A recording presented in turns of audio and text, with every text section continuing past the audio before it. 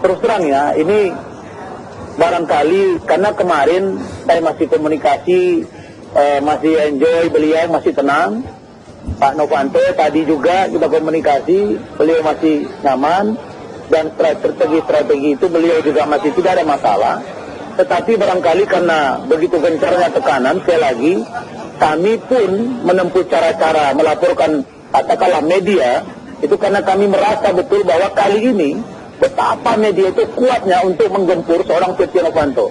Tetapi pada hakikatnya sesungguhnya adalah Pak Setia Novanto mengundurkan diri bukan karena dia bersalah, tapi lebih kepada bahwa moral dikedepankan dan dia akan bertanggung jawab bahwa tidak berbuat seperti yang dituduhkan.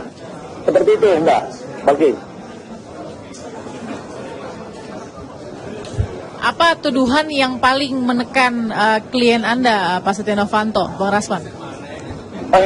Pak Novanto mengatakan kepada saya bahwa sebenarnya beliau itu hanya bicara apa adanya.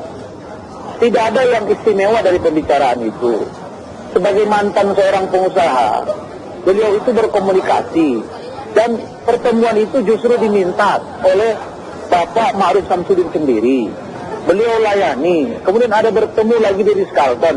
Bertemu lagi. Ini kok ada justifikasi bahwa kemudian sudah jelas-jelas ada barang bukti yang diragukan keabsahannya. Ada data-data yang tidak valid. Ada keterangan-keterangan yang berbeda. Tapi kok terus digempur sebulan? Saya kira luar biasa Pak Setia Novanto masih bisa senyum. Maka saya katakan sampai akhirnya kami tadi melaporkan kemarin ke Dewan Pers. Dan tadi sudah ada titik temu bahwa ada unsur pelanggaran yang kami akan dimediasi. Dan Pak Setia Novanto dari ketika saya buka saja di sini, hasil rapat kami tadi dengan Dewan Pers di mana Pak Leo Batubara mengatakan ada satu titik bahwa ada satu media yang memang pada satu poin dia telah melakukan tindakan yang tidak sesuai dengan kode etik jurnalistik. Di sana tidak memberi ruang kepada Pak Setia Novanto untuk menyampaikan bahwa dia tidak bersalah. Ruang itu tidak ada. Jadi dihakimi secara keinginan publik sedemikian rupa. Ini luar biasa gempurannya. Barang bukti pencurian tidak ada, yang dicuri tidak ada, dana yang dicuri tidak ada, rekamannya tidak jelas, dihukum. Orang seperti mau ngapain negara ini gitu loh. Maka saya minta pakar-pakar. Beberapa hari yang lalu ada 8 pakar yang mengatakan bahwa barang bukti tidak dapat ditemukan, bahwa tidak jelas siapa pengadunya, siapa pelapornya, siapa terlapornya. Dr. Muzakir mengatakan, Andi Hamzah mengatakan, tapi kita tidak memaksakan diri. Terus siapa yang harus pegangan kita? Saya sebagai orang hukum, ini benar-benar membuat saya confused. Ini confused dalam penegakan hukum. Ya, Bang Rasman. Ya, Bang Rasman, apa keputusan yang dilakukan oleh Pak Setia Novanto untuk mengundurkan diri dilakukan pada saat ini juga kita masih berada di depan sidang atau di ruang sidang MKD di mana keputusan belum diketuk dan belum dirilis begitu ya kepada masyarakat atau rakyat Indonesia yang sedang menyaksikan. Apa yang menjadi keputusannya untuk kemudian melakukan pengunduran diri sebelum sidang MKD ini putus pada kesimpulannya? Ya, beliau kan mengikuti perkembangan di persidangan. Bayangkan semua dapat tekanan. Seolah-olah kalau nanti ada putusan atau anggota majelis hakim, mahkamah, kehormatan dewan, saya lawyer, saya keberatan mereka pakai baju merah putih toga. Itu lawyer profesi, sumpah profesi. Itu para mereka yang anggota dewan itu tidak berhak memakai itu sebenarnya. Tetapi saya pahami. Tapi karena dalam masalah Mahkamah Konstitusi, kenapa Pak Novanto mengundurkan diri? Lebih kepada Pak Novanto dia ingin membuktikan kepada publik karena besarnya tekanan dia tidak masalah. Monggo saya mengundurkan diri, silakan kalian ambil jabatan ini, tetapi dia akan menunjukkan bahwa dia tidak bersalah dan tetap akan melakukan upaya hukum yang sebaik-baiknya dan sebenar-benarnya. Oke, apakah akan ada keterangan pers dalam waktu dekat ini, Bang Rasman, soal pengunduran diri Pak Setia Novanto sebagai Ketua DPR? Seperti itu. Saya juga akan segera berkoordinasi dengan beliau dan kita akan komunikasi seperti apa nanti kita mau lihat. Tetapi kan ada persoalan-persoalan yang lain yang ini tidak akan bisa berhenti. Ada di Dewan Pers, ada di KPI, ada di Mabes, ini akan tetap berjalan. Begitu juga dengan Jaksa Agung. Ini kalau kita cerita etika, saya pun berharap Jaksa Agung mengundurkan diri aja deh. Iya, mengundurkan diri aja. Itu menurut saya. Baik, Bang Rasman. Oke, Bang Rasman, silakan sampaikan keberatan-keberatan nanti pada proses penyelidikan. Terima kasih Bang Rasman sudah bersama kami sudah catat tadi informasinya. Terima kasih ya Bang. Selamat malam. Oke, baik, tadi ada informasi yang terbaru Bang Karim. Ketua DPR RI, Pak Setia Novanto, mengundurkan diri sebelum sidang selesai. Artinya sudah ada yang diputuskan oleh dirinya sebagai individu, baik secara hukum masih berlanjut, lalu kemudian secara etik masih lanjut, tapi dirinya sudah memutuskan untuk mengundurkan diri saat ini. Ya, saya pikir itu sikap yang paling realistis ya, karena arah sidang etik ini kan mudah dibaca gitu ya.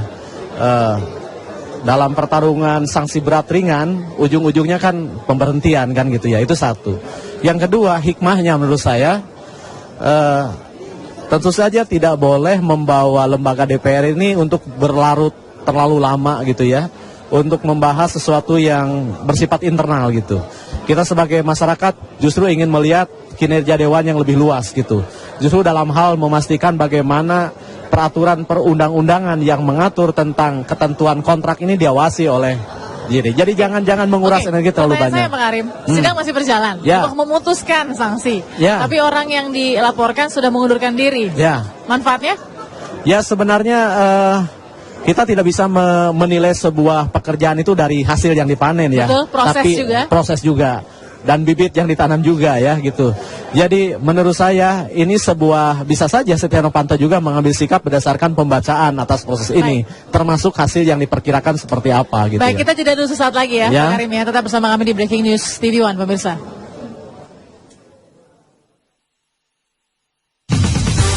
Sejauh ini sudah 15 anggota MKD yang menyatakan pendapat untuk memberikan sanksi kepada Ketua DPR Setia Novanto terkait kasus Papa Minta Saham.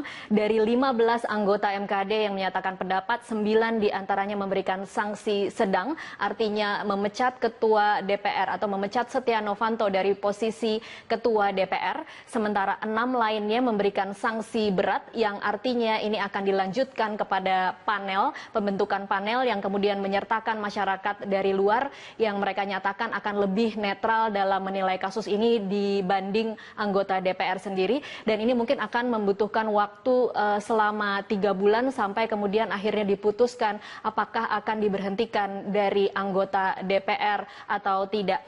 Dari 15 anggota MKD yang sudah memberikan pendapatnya, yang memberikan sanksi berat adalah Dimyati Natakusuma dari fraksi P3, kemudian dari PDI Perjuangan M. Prakosa, Sufmi Dasko dari fraksi Gerindra, kemudian Supratman dari fraksi Gerindra, Adis Kadir dan juga Ridwan Bae dari fraksi Partai Golkar memberikan sanksi berat.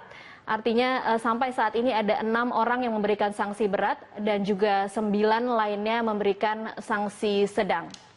Dan pemirsa, kita akan mencoba bergabung dengan reporter Berita 1 TV yang saat ini berada di gedung DPR MPR Senayan, Jakarta. Ada Andika Perdana di sana. Andika, bisa digambarkan bagaimana situasi di sana? Tinggal 2 orang lagi yang harusnya memberikan pendapat, tetapi kemudian diskors untuk sholat maghrib. Ya baik Tasya, dan dengan perkembangan yang terjadi hingga saat ini di MKD DPR, kita sudah melihat dan menyaksikan dan bisa menyimpulkan di mana dari hasil tadi sidang yang digelar dengan menyampaikan pendapat dari anggota MKD yang hadir di sini, yang dapat disimpulkan ada pola di mana partai pendukung Setia Novanto, baik dari Golkar, Gerindra, P3 menyatakan pelanggaran berat yang untuk membentuk panel, lalu partai yang awalnya dan masih bersikap tidak mendukung terhadap Ketua DPR Setia Novanto seperti PDIP, Nasdem, dan yang lainnya menyatakan pelanggaran sedang dengan tidak membentuk panel. Nah, ini adalah tadi kami sempat juga berbicara dengan pengamat politik Yunarto Wijaya bahwa ini adalah satu hal yang harus disikapi oleh publik dengan kritis, di mana ia menyampaikan dari partai pendukung Setia Novanto yang menyampaikan perlu dibentuk panel. Kami juga akan mengajak Anda untuk melihat situasi terkini di sini. Dimana kami lanjutkan kembali. Menurut pengamat politik tersebut bahwa dengan adanya pelanggaran berat yang ditetapkan oleh partai-partai pendukung Setia Novanto adalah langkah dan upaya untuk menyelamatkan lagi Setia Novanto, di mana dengan panel yang ada saat ini menjadi peluang untuk masih dapat dan bisa menentukan apakah benar diputus bersalah atau tidak terhadap Ketua DPR Setia Novanto. Dan kita sedikit melihat ke belakang dengan adanya beberapa pertanyaan dan pernyataan termasuk dari tadi yang disampaikan dalam sidang. Kita masih menunggu nanti beberapa pernyataan yang akan disampaikan lagi oleh anggota MKD DPR. Lalu tadi sekitar jam 3 ke 4 sore kita juga masih mengingat dengan pernyataan dari Akbar Faisal yang dinonaktifkan sementara sebagai anggota MKD dari fraksi Nasdem. Ia menyampaikan ini merupakan salah satu upaya besar dari kekuatan politik yang mencoba menutup kebenaran di ruang sidang MKD. Tasya. Ya baik, Andika Perdana, nanti kami akan mencoba kembali bergabung dengan Anda untuk mengetahui bagaimana situasi terakhir di sana. Dan pemirsa, saat ini sidang diskors untuk sholat maghrib, tinggal 2 orang lagi yang harusnya memberikan pendapat dan sanksi kepada Setia Novanto akan dilanjutkan pada pukul 19.30. Tetap bersama kami akan kembali usai jeda komersial.